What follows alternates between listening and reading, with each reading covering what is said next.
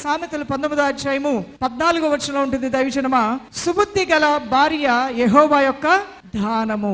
సుబుద్ధి కలిగిన కుమార్తె అయినా, సుబుద్ధి కలిగినటువంటి భార్య అయినా, సుబుద్ధి కలిగిన తల్లి అయినా, చెల్లైనా, అక్క అయినా, ఎవరైనప్పటికీ కూడా ఆ సుబుద్ధి కలిగినటువంటి వారు యెహోవా యొక్క దానము అంటున్నాడు.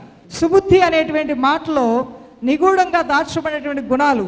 సుబుద్ధిలో జ్ఞానం ఉంది, అర్థం చేసుకునే గుణం ఉంది, సూక్ష్మ దృష్టి ఉంది, నేర్పు ఉంది, నైపుణ్యత ఉన్నది. ఇవన్నీ కూడా దేవుడు ఒక స్త్రీలో చూడాలని ఆశపడుతున్నాడు, ఉండాలని ఆశపడుతున్నాడు, అవి నువ్వు కోరుకోవాలని ఆశపడుతున్నాడు.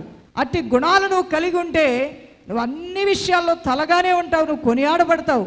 ఎటువంటి అభ్యాసం కలిగి ఉంటే ఈ గుణాలు నాలోకి వస్తాయి అని నువ్వు అనుకుంటే, meditation on the word of God, దేవుని యొక్క వాక్యాన్ని నువ్వు లోతుగా ధ్యానించే కొలది ఈ యొక్క సద్గుణాలన్నీ నీకు అలంకారాలుగా మారిపోతాయి.